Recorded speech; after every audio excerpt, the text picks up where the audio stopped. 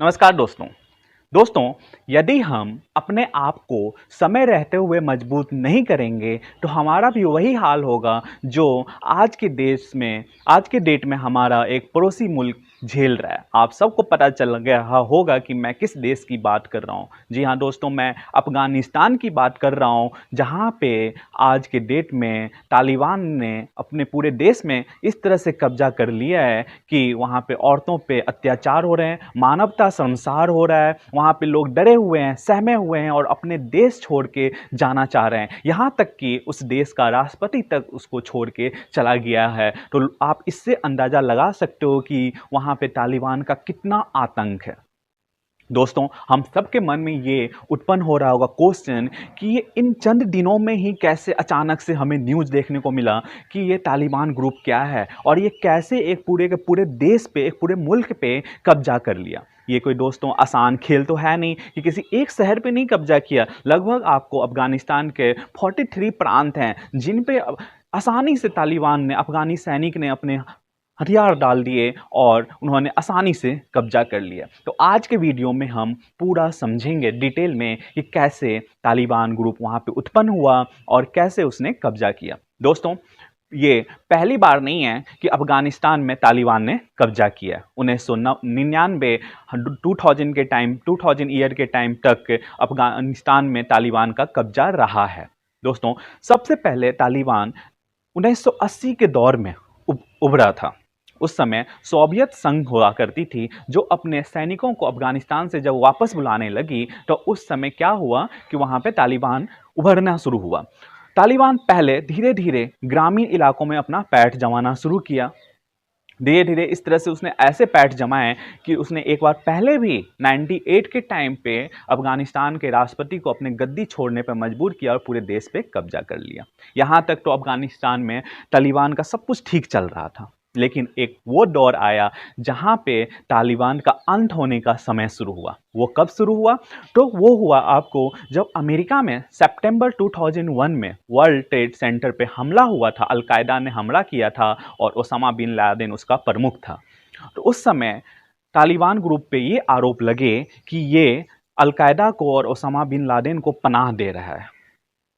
America ने उस बदले कार्रवाई की भावना से अफगानिस्तान पे तालिबान ग्रुप पे हमला करना शुरू किया और इस कदर पे अपने सैनिकों को अफगानिस्तान में भेजा कि धीरे धीरे करके तालिबान वहाँ से सिमटना शुरू हो गया और ये ग्रामीण एरिया तक ही सिमट के रह गया। लेकिन वो ख़त्म नहीं हुआ था, वो वहाँ पे था, अभी भी था। वहाँ पे अभी भी ग्रामीणों गाँव में वो अत्याचार लोगों पे, औरतों पे जुल्म कर रहा था। लेकिन अमेरिका के सैनिक 2001 से लेकर अब तक वहाँ पे रही। अमेरिका ने अपने सैनिकों पे लगभग खरबों रुपए, अरबों रुपए खर्च किए। यहाँ तक कि अफगानिस्तान के जो सैनिक थे उसका भी तनख्वाह, सैलरी वो अमेरिका ही देता था और उसी ने ही अपना तरफ से तैयार किया था उन सैनिकों को। लेकिन यहाँ पे आता है अब डोनाल्ड ट्रंप की एंट्री। जब लास्ट टाइम डोनाल्ड ट्रंप राष्ट्रपति था, इससे जो बिडेन से पहले, तो उसने एक समझौता किया तालिबान के साथ कि हम आने वाले समय में धीरे धीरे आपके देश से अपने सारे सैनिकों को वापस बुला लेंगे। और इस समझौते में उसने ये किया कि जब तक हमारे सैनिक रहते हैं तब तक आप शांति से रहोगे। ये डोनाल्ड ट्रंप ने समझौता किया किसके साथ? तालिबान ग्रुप के साथ। उसी समझौते को अमेरिका के नया राष्ट्रपति जो बाइडेन ने लागू किया और जो बाइडेन ने सत्ता पाते ही घोषणा किया था कि सितंबर से पहले पहले अफगानिस्तान से हमारे सारे सैनिक वापस आ जाएंगे। अमेरिका ने अप्रैल से अपने सैनिकों को वापस बुलाना शुरू किया और धीरे धीरे करके मई जून तक उसने जुलाई तक सारे सैनिकों को बुला लिया।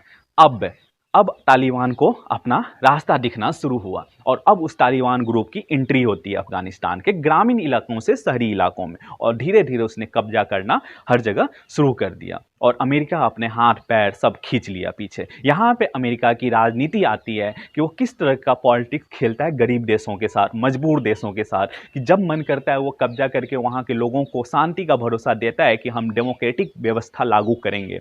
लेकिन जब समय आता है तो अपना जब मतलब उसका पूरा हो जाता है, जब उसने अलकायदा को ख़त्म कर दिया तो उसने सोचा कि अब हम क्यों अपने सैनिकों पर इतने रुपये खर्च कर रहे हैं, हम क्यों ना उस पैसे को बचा के अपने इकोनॉमी में खर्च करें।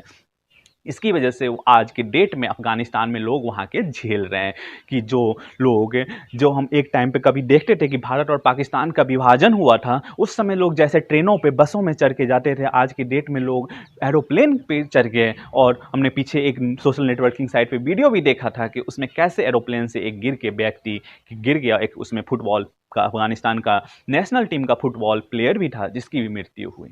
तो ये दोस्तों पूरी कहानी थी तालिबान के उभरने की और तालिबान के ख़त्म होने की और फिर से तालिबान के वापस आने की। ऐसा पहली बार नहीं हुआ है कि अफ़गानिस्तान में तालिबान ने कब्जा किया है। उससे पहले भी 98, 99, 2000 तक तालिबान वहाँ पे था। लेकिन जब वर्ल्ड ट्रेड पे सेंटर पे हमला हुआ अमेरिका में, उसने बदले की कार्रवाई से तालिबान पे हमला शुरू कर दिया और वहाँ से अफ़गानिस्तान पे धीरे धीरे तालिबान का खात्मा शुरू हुआ। लेकिन 18 साल बाद फिर से, 19 साल बाद फिर से अफ़गानिस्तान का वही हाल हो रहा है जो इतने सालों से अमन चैन की ज़िंदगी झेल रहा था। तो ये पूरी कहानी थी दोस्तों। आज की डेट में हम देख रहे हैं कि वहाँ पे किस हद से बदतर हालात होते जा रहे हैं। कोई देश इस पे बोलने को राज़ी नहीं है। सब कोई झेलना किसको पड़ रहा है वहाँ पे? अत्याचार किसको झेलना पड़ रहा है? तो झेलना पड़ रहा है वहाँ की महिलाओं को, बच्चों को, बुजुर्गों को, बड़ों को।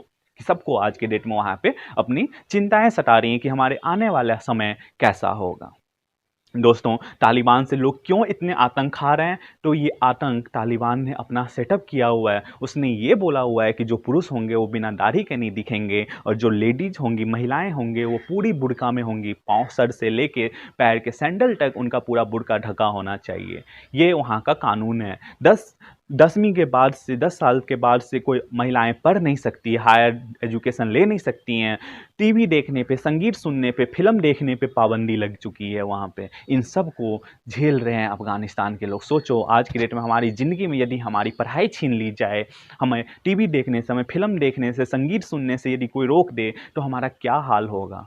इससे दोस्तों आप अंदाज़ा लगा सकते हो कि हमारा देश में कितनी शांति है। हम खुशनसीब हैं कि हम इस देश में पैदा हुए हैं जहाँ पे सारे हिंदू, मुस्लिम, सिख, ईसाई सब लोग मिलजुल के रहते हैं। कुछ चंद लोग ही होते हैं जो समय समय पे आके कुछ आग बबूला वाली फैसला करते रहते हैं और जो आपस में लड़ते रहते हैं। लेकिन जो अक्लमंद लोग हैं उनको पता है कि हम किस देश में पैदा हुए हैं जहाँ पे हमें डेमोक्रेसी है, हमारे विरोध करने की आज़ादी है कि हम कुछ भी, सरकार को भी गाली दे सकते हैं, किसी को भी कुछ भी बोल सकते हैं, अपनी आवाज़ उठा सकते हैं, अपने हक का फैसला ले सकते हैं।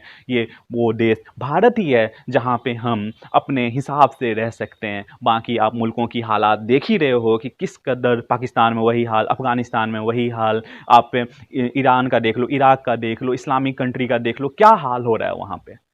तो ये दोस्तों था जिस पे मैंने आज आपसे डिस्कस करना था। थैंक